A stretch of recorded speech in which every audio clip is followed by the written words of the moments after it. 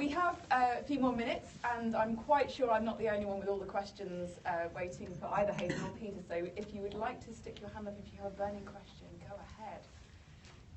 Don't be shy. Yes. Are we going to see Roy Grace on TV?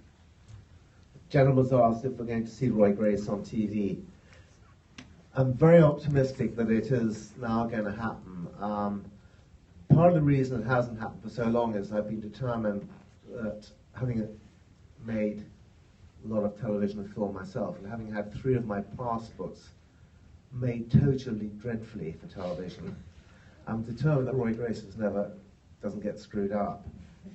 A few years back, we had sold it, the rights to a company that was part of the BBC, and I got this excited, and I've made I was adamant that if I didn't like how it's going, I could get the rights back. And thank God I did, because I got this very exciting phone call from a 3-year-old at the BBC.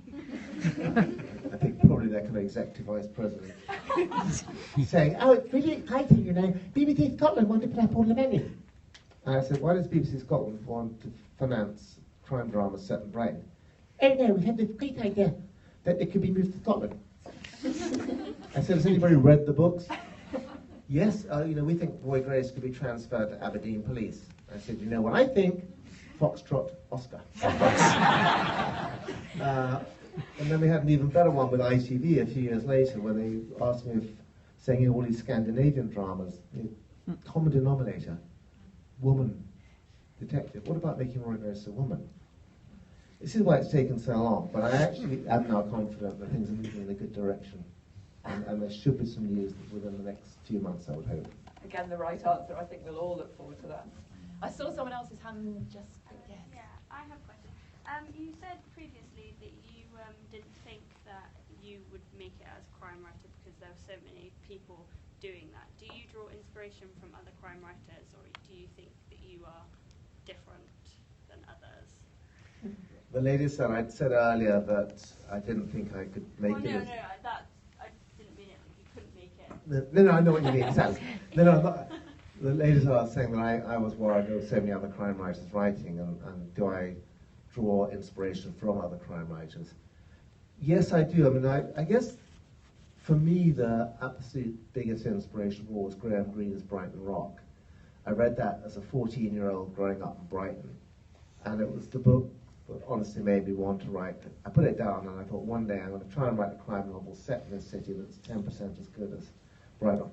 And Brighton Rock broke all the rules. That's what I loved. Up until Brighton Rock, we'd had in England in crime writing the classic, no disrespect, Agatha Christie kind of pattern: dead body in a library in chapter 1, and the rest of the book is a puzzle to solve it. And I thought to be a crime writer, that's what you had to do. So I did actually come up with what I thought was the perfect opening line, encompassing, I thought you had to have dead body in a library, preferably in a country house, a little bit of sex, a little bit of violence, free song of religion. So I came up with an opening line that I did think encompassed all of these things. Fuck me, I've been shot! Said the vicar's wife. As her knickers hit the library floor of Ponsonby Towers with a crash. Does that answer your question? Graham Greene broke all the rules. You know, it taught me the importance of writing a great, strong opening line. Yeah, I still can remember the opening line of Brighton Rock, which is within 3 hours of arriving in Brighton, Hale knew they meant to murder him. And I in fact, draw much more inspiration from the American crime writers, people like Michael Connelly, and the early ones like Ed McBain, John D. MacDonald, Joseph Wambaugh, than I do from the English crime writers. And because I'm a stickler for research, I get absolutely, I find a lot of crime novels I throw at the wall. Because if I'm reading something and I haven't got the research right, I think, why am I reading this? So I am pretty strict, but I do like, in general, I find that the kind of English tradition of the crime novel is there's a dead body in page 1 and the rest of the story is still the puzzle to solve it. Whereas in the American thriller format, the victim is still alive in the end of chapter 1, and that's very much the style that I like to write in. Thank you.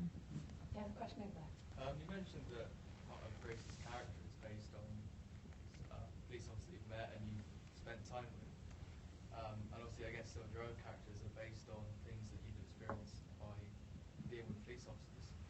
How do they perceive your work, and do they ever disagree with what you wrote and how you wrote, I guess?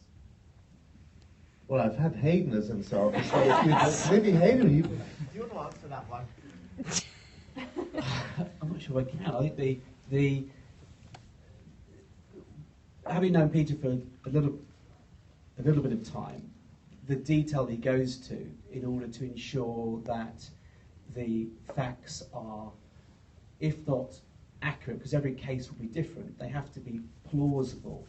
And as Peter said earlier, he'll take pieces from different situations and perhaps in one particular environment produce something new.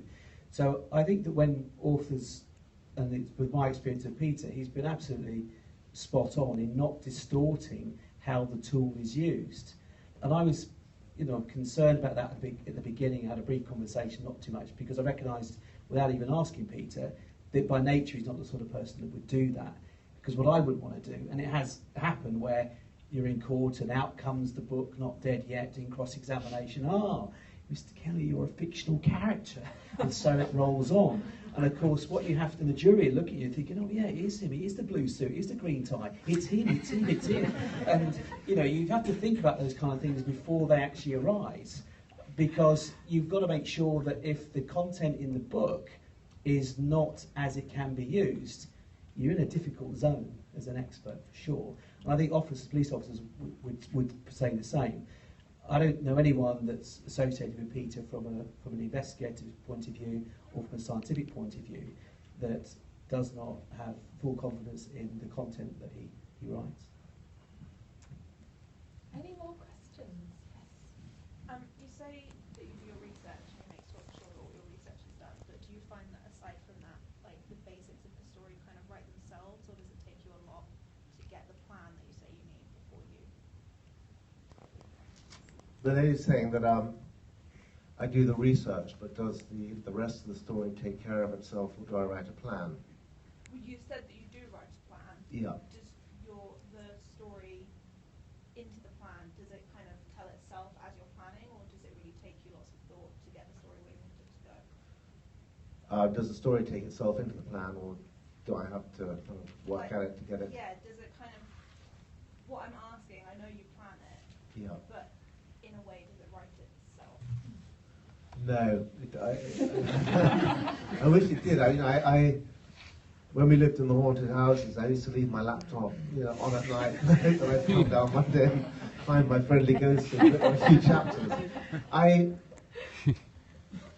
get this. I think that with every book, for me, some of my favourite writers when I was a kid, I found that they seemed to sort of tail off almost as they became more successful. They kind of got lazy, and I have this thing, I want to try and raise the bar with every book. I never want anybody to think, oh, he's coasting. And for me, I have an inseparable trilogy in writing, which is character, research, and plot. And I put them in that order, because I think the most important thing is character. We read books to find out what happens to characters we engage with. And they don't have to be nice people necessarily. I mean, Hannibal Lecter is a classic example in Silence of the Lambs, which is one of my favourite crime novels of all time. A monster, but actually we find him engaging, and like we find Dracula engaging, like we find in a way Frankenstein's monster engaging. Villains I find as fascinating as heroes. But I think at the end of the day, if you've got a character who's good, and Elmore Leonard is a great writer of characters, you can actually have an Elmore Leonard character reading the phone directory for 300 pages and you'd still be engaged. So character is absolutely the number one thing. If you don't care about the characters and what you aren't going to read on. For me, secondly, is the research, because I think that underpins, if you're going to invest hours, days, sometimes weeks in an author's book, and they haven't done, well, again, the research, right? You think, why am I doing this? Why am I reading this? And then plot is important, and I spend a huge amount of time on plotting, but I think it's the least important of the three. And I find that almost invariably the shape of the book will change as I start writing, because things will come out in the research. As Haydn very kindly said, I don't do anything that's wrong. So I'll talk to a police officer and say, well, actually, no, that wouldn't happen. I won't write it. I'd rather write it in such a way that it would happen. It's probably the last sort of 50 to 100 pages that where a book really, for me, sort of almost starts writing itself, and it just starts pulling all the threads together. But it's laying all the trails in the first place that is hard. It gets people say it doesn't get easier with each book, and I find no, actually it doesn't. It gets harder. And probably the day it does get easier, I need to rethink it. I saw a hand at the back. Yes, please. Hopefully Roy Grace will come to the television. And Peter, have you had complete freedom of casting? Who would you imagine being your Roy Grace? Who would I imagine being Roy Grace if I had complete freedom? It's a really good question. If you asked me that 10 years ago, before James Bond, I would have said Daniel Craig would have been quite good. But I wouldn't want to be, even if he wanted to do it today, because he's known as Bond. I'm thinking about it pretty hard. Dominic West is somebody I like quite a lot. Dougray Scott's another person that I think has got it. But in many ways, I'd like to have a complete unknown who then becomes Roy Grace. And if Haydn was free, you know, I would. Yeah. Yes, thank you. Going back to the previous question, and going on for a minute, would you say that suspense is key or an addition to the success of a good story? Would I say that suspense is key to the success of a good story? Certainly in my genre, in crime thriller, I think suspense absolutely is key. I think that what I try to do is to hook the reader from the first paragraph and never let go, because I'm aware today that everyone has, like I do, has so many demands on our time and so many other options, whether it's television or computer games, or there's a million things you can be doing other than reading a book. You know, back in the Victorian days, and I know Charles Dickens wrote page turners because he had to sell his magazine every fortnight, so he'd always end each chapter on a cliffhanger. But the kind of general, the Victorian, the pre-Victorian writers didn't have that. You know, Thackeray and Vanity Fair would take lovely little asides. Oh, dear Becky, dear reader, you know, we're travelling through the beautiful Yorkshire countryside. Let me take you aside from there and tell you about the Dales. If you did that today, you're absolutely dead. I'm aware that most of my readers are probably like me, are reading late at night in bed and are tired. And I think, for me, part of writing suspense is actually even the pace of the book itself. I deliberately write short chapters because if I'm lying in bed at night and I pick up a book and I see the next chapter is 53 pages long, I go, oh shit, I'll read that tomorrow. But if it's only 2 pages, I'll read that. And, oh, look, the next chapter is only a page and a half. Oh, the next chapter is only 3. The next thing is 3 in the morning and I'm still going. But yeah, for me, suspense is absolutely key to keeping, trying to keep the reader in suspense constantly. Thank you. Yes, good news, you do. We've got time for maybe 1 or 2 more questions, so I've seen a couple of hands. Well done, you two have both got in there. Who would like to go first? Go on then. I have a question. How the use of substances alters our gaze, and can we still identify if you use drugs, alcohol, by how the way we walk? As well as you mentioned that you focus on right leg. Why is this so? Or it was specific to the video? Sure. Did you all hear the question? It was in relation to how drugs and alcohol and other things can affect gait. I touched on just a few factors that affect gait, and the examples that you saw earlier were just those examples. It might be something completely different in another case. It might be someone's arm swing, it might be their head position, their shoulder position. it may not be their foot. They just have to be in those particular cases we were dealing with the feet. I think perhaps one of the ways I can perhaps illustrate how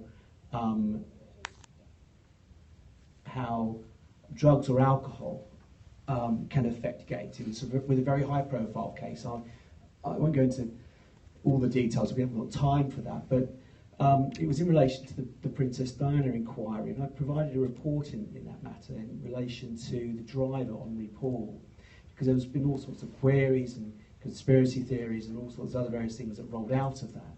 And whether it'll ever end, I don't know, but just in terms of the actual facts in relation to the gait of the driver Henri Paul, there was a particular element where he's walking down the large curved staircase at the Ritz Hotel in Paris, looking straight ahead, not holding on to the banister, and walking very coordinated. Now, that doesn't mean to say that the person had a level of alcohol that permitted them to drive a motor vehicle. They're two different things, and obviously how alcohol affects one person may not be the same as it affects another. It's certainly not just the effect of it, but the quantity of it or not. So, yes, a person's gait can be affected by drugs and alcohol, but it will vary from person to person. And just because it doesn't affect their gait doesn't mean to say that it allows them to legally perform other activities. Does that answer your question? Thank you. One last, sorry, I did promise that other lady, thank you. With your combined knowledge, do you think you could commit the perfect crime? The lady's asked, with my knowledge, if I think I could commit the perfect crime. Absolutely. I could commit it, but I'm not sure that I could get away with it, because what determines the person who gets away with it and the person who doesn't is conscience.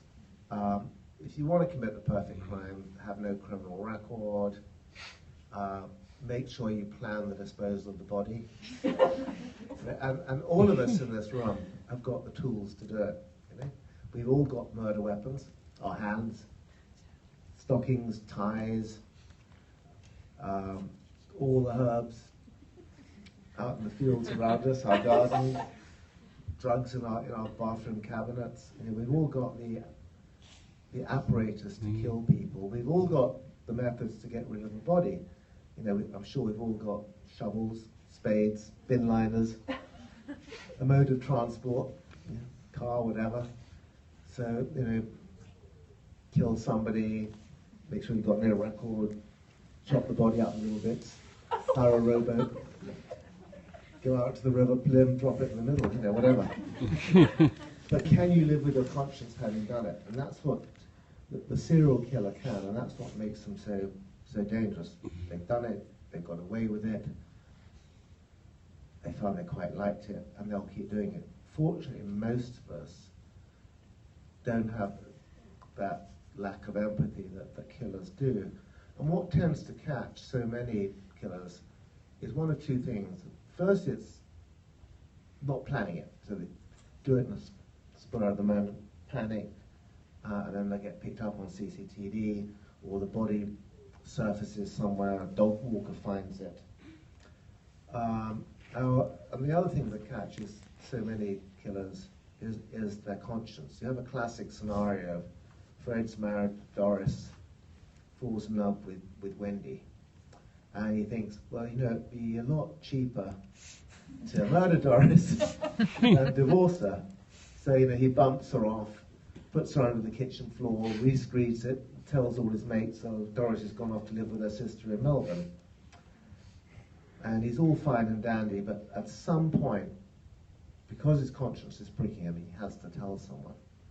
So he takes his best mate Haydn out, and he says, Haydn, I've killed Doris, but it's all right because I love Wendy, isn't it? And Haydn says, actually, Pete, it's not all right. And now you've told me I'm an accessory. So either you're going to have to go to the police, or I'm going to go. And that's how so many people do get caught. They don't think the action through, and they can't live with it. I had a play on a couple of years ago, which is coming back on this spring with Shane Ritchie and Jesse Wallace, The Perfect Murder. It shares your question. And that's exactly what happens in that scenario happens in that play of everything changing when the murder happens. Haydn, your accomplices stayed very quiet during that.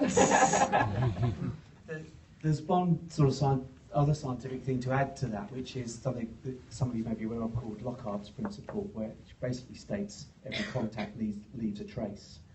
And that may not just be regarding DNA or a fingerprint, it could be all sorts of different things. And there's a whole variety of forensic tools out there. So I'd agree with Peter, would someone be able to commit a perfect murder? Yes. Would they be able to get away with it? Highly unlikely. I think that concludes. We're obviously not going to go and do anything we shouldn't do. But if I could first of all ask you to just show your appreciation one more time. Please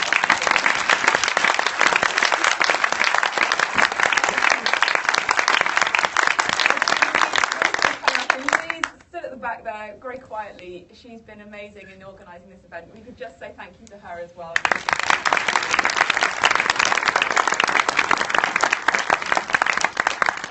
We have more wine, canapes or something like that, I don't know, outside, and book signings most importantly. So please do go outside and hang around with us and chat and network. And if I don't see you before, thank you for coming again. Have a great evening and a safe journey home. Thank you.